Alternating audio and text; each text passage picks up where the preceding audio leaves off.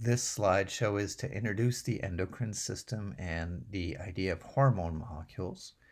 In this short movie, we'll talk about the function of the endocrine system and describe hormone molecules and how they work. The endocrine system is a series of glands that all release their secretions into body fluids, generally the blood.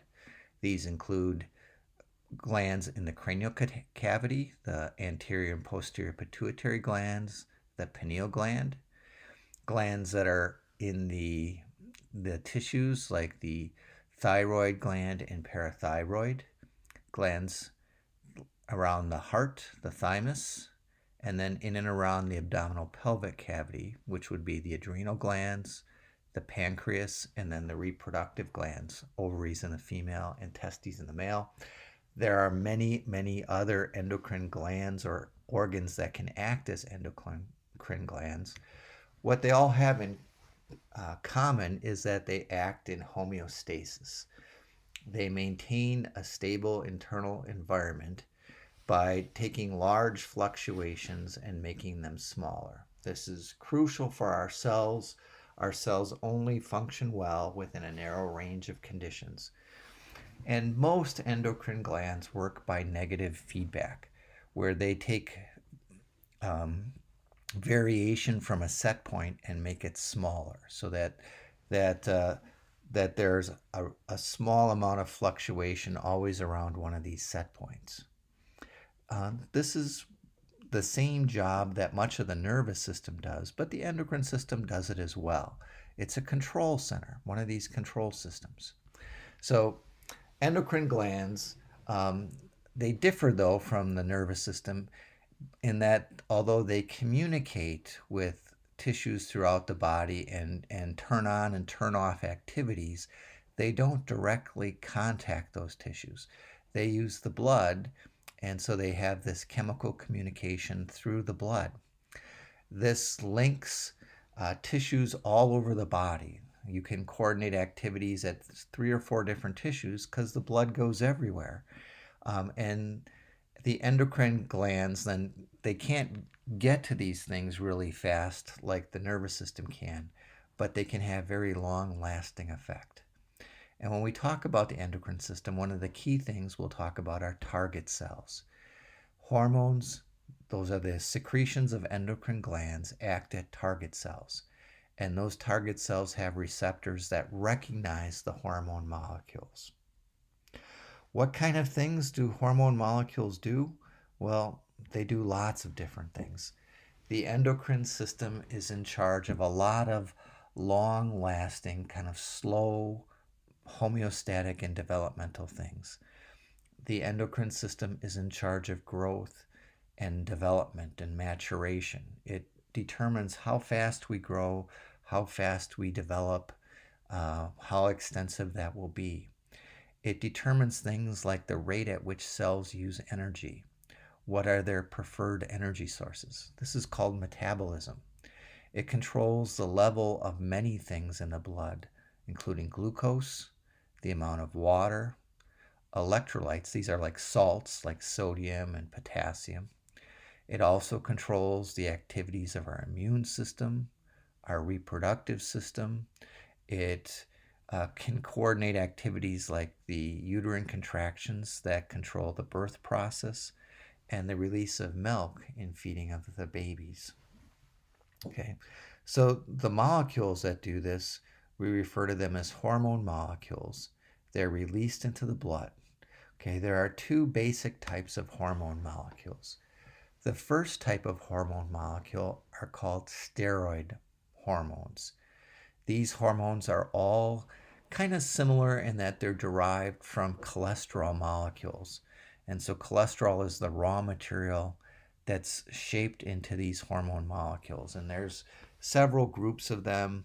The thyroid gland makes some of these. Many of the hormones that cause or control the immune system are like this. And then the sex hormones are like this. These molecules are all similar in that they're lipid soluble. They're not easily transported in the blood. We have to have carrier molecules to transport them in the blood. but they easily pass through cell membranes. They're lipid soluble. And so they enter cells and go right into the cell. And the receptor for these molecules is actually inside the cell. It's an intracellular receptor. And when the lipid soluble or steroid hormone binds to this receptor, it goes into the nucleus of the cell and it alters the activity of the DNA molecules that control the cells. So it leads to the production of RNAs, messenger RNAs, and that leads to the productions of new proteins. So these effects are slower, but they're long-lasting. Okay, a good example of a steroid hormone would be testosterone or estrogen. These are hormones that are in control of the maturation of the reproductive system and of secondary sex characteristics. So they have a very long-lasting effect, but it takes a while to get them going. So those are good examples of steroid hormones. Then non-steroid hormones, these are hormones that are not made from cholesterol.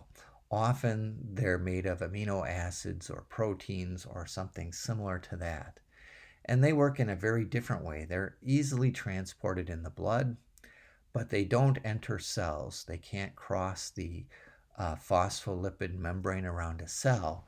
So they have to bind to a receptor that's on the surface of the cell. So these are called membrane-bound receptors. And often these are ion channels. Just like with when we talked about neurotransmitters, neurotransmitters are often binding to ion channels. Many hormone molecules bind to ion channels. And in fact, like the adrenal hormones, are if they're secreted by a neuron, we would call them a neurotransmitter.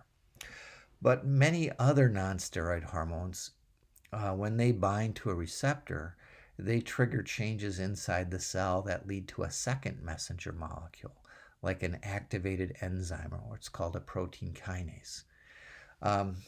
Non-steroid hormones, we know many of these as well. These include growth hormone, which determines the rate that our cells grow when we're young, but it also determines the rate that they use energy and heal and repair themselves. And then another really important hormone that you've probably heard of is insulin. Insulin regulates the level of sugar in the blood, and it's a signal for our cells to use sugar. And so a very, very important hormone. Okay, so that's our introduction to the endocrine system and hormone molecules. To summarize, endocrine glands are involved in maintaining homeostasis.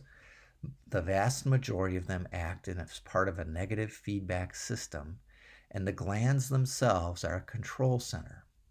Okay, the way the glands signal other cells are through secretions that these secretions are going to be released into the blood and travel through the blood. There are two types. The secretions are called hormone molecules. Their message, the chemical message, is in the shape of the molecule.